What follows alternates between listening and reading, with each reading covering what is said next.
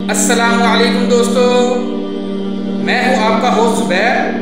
آج میں آپ کو بتاؤں گا فرعون کی بیٹی کی خادمہ کے بارے میں۔ اس سے پہلے آپ سب سے گزارش ہے کہ جنہوں نے ہمارے چینل کو سبسکرائب نہیں کیا سبسکرائب کر دیں اور بیل آئیکن کو پریس کر دیں تاکہ ہماری ہر نئی ویڈیو سب سے پہلے آپ تک پہنچ جائے۔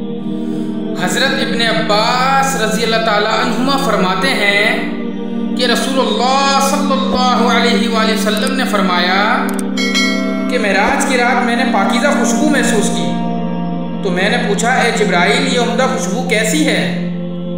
جبرائیل علیہ السلام نے فرمایا یہ خوشبو اصل میں فرعون کی بیٹی کی اس خادمہ اور اس کی اولاد کی ہے جو خادمہ اس کا کنگا کیا کرتی تھی۔ میں نے جب یہ سارا معاملہ پوچھا تو جبرائیل علیہ السلام نے بتایا کہ ایک دن وہ بیٹھی فرعون کی بیٹی کے کنگا کر رہی تھی کہ اس کے ہاتھ سے اچانک کنگا گر گیا اور اس نے کہا بسم اللہ۔ فرعون کی بیٹی نے کہا کیا یہ میرا باپ مراد ہے؟ مطلب تم میرے باپ کو پکار رہی ہو؟ اس نے کہا نہیں، بالکل نہیں، بلکہ وہ اللہ جو میرا بھی اور تیرا بھی بلکہ تیرے باپ کا بھی رب ہے۔ فرعون کی بیٹی نے کہا کیا میرے باپ کے سوا بھی تیرا کوئی رب ہے؟ اس نے کہا ہاں، میرا رب اللہ ہے۔ فرعون کی بیٹی نے کہا کہ میں یہ بات اپنے باپ کو بتاؤں گی۔ خادمہ نے کہا ٹھیک ہے، جاؤ بتا دو۔ چنانچہ فرعون کی بیٹی نے اپنے باپ کو ساری بات بتا دی۔ فرعون نے اس خادمہ کو بلایا اور پوچھا کہ اے فلاں عورت، کیا میرے سوا بھی تیرا کوئی رب ہے؟ اس نے کہا ہاں، میرا اور تمہارا بلکہ پوری کائنات کا رب اللہ عز و جل ہے۔ فرعون کو یہ سن کر بہت غصہ آ گیا۔ فرعون نے پیتل کی بنی ہوئی ایک گائے لانے کا حکم دیا، چنانچہ وہ لائی گئی۔ پیتل کی گائے میں پانی ڈال کر خوب گرم کیا گیا، پھر اس خادمہ کے بچوں کو ایک ایک کر کے اس میں ڈالا جانے لگا۔ خادمہ نے اس دوران کہا کہ میری ایک خواہش ہے۔ فرعون نے کہا کہ تیری کیا خواہش ہے؟ اس نے کہا میری خواہش یہ ہے کہ میری اور میرے بچوں کی ہڈیوں کو ایک ہی کپڑے میں ڈال کر ایک ساتھ دفن کر دیا جائے۔ فرعون نے کہا ٹھیک ہے، تیری یہ آرزو پوری کر دی جائے گی۔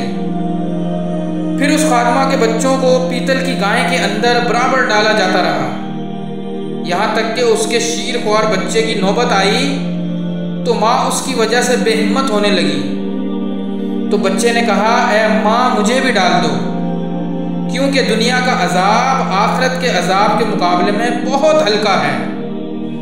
میرے دوستو، اس حدیث سے ہمیں یہ سبق ملتا ہے کہ جب فتنہ اور آزمائش کا دور ہو تو صبر اور ثابت قدمی دکھانی چاہیے۔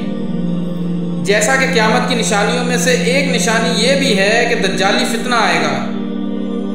جن لوگوں کا ایمان مضبوط اور اپنے رب پر یقین ہوگا تو وہ لوگ اس دجالی فتنے میں نہیں آئیں گے، بلکہ اس وقت بھی اپنے اللہ کی تعریف اور اپنے اللہ پر ایمان قائم رکھیں گے، جیسا کہ اس عورت نے فرعون کے سامنے اپنے ایمان کو مضبوط رکھا اور اپنے رب کا دامن تھامے رکھا۔ اور اس کے علاوہ بھی اگر ہماری زندگی میں کوئی بھی مشکل وقت آئے تو اپنے رب کی طرف ہی رجوع کرنا چاہیے۔ اللہ تعالیٰ اپنے دوستوں کے لیے مصائب و شدائد سے نکلنے کی راہ ضرور پیدا کیا کرتے ہیں، جیسا کہ فرمایا یعنی صبر کرنے والوں کو بے حساب پورا اجر دیا جائے گا۔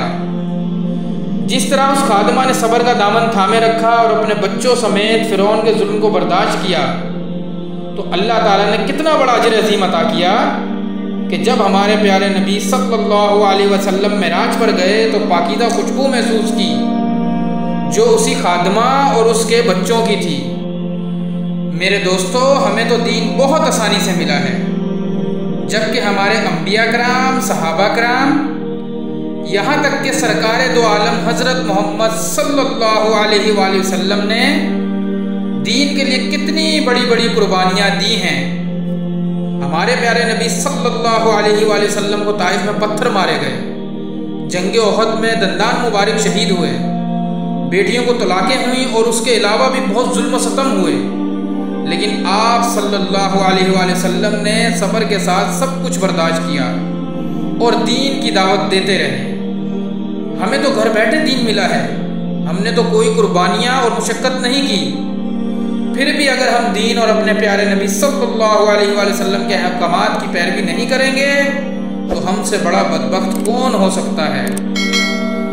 ہمیں چاہیے کہ ہم اپنے دین کی قدر کریں اور اللہ کا شکر ادا کرتے رہیں کہ اس نے ہمیں ایک مسلمان گھر اور ایک آزاد مسلم ملک میں پیدا کیا ہے۔ امید کرتا ہوں یہ ویڈیو آپ کو بہت پسند آئے گی۔ پھر ایک نئی ویڈیو کے ساتھ جلدی حاضر ہوں گے۔ السلام علیکم۔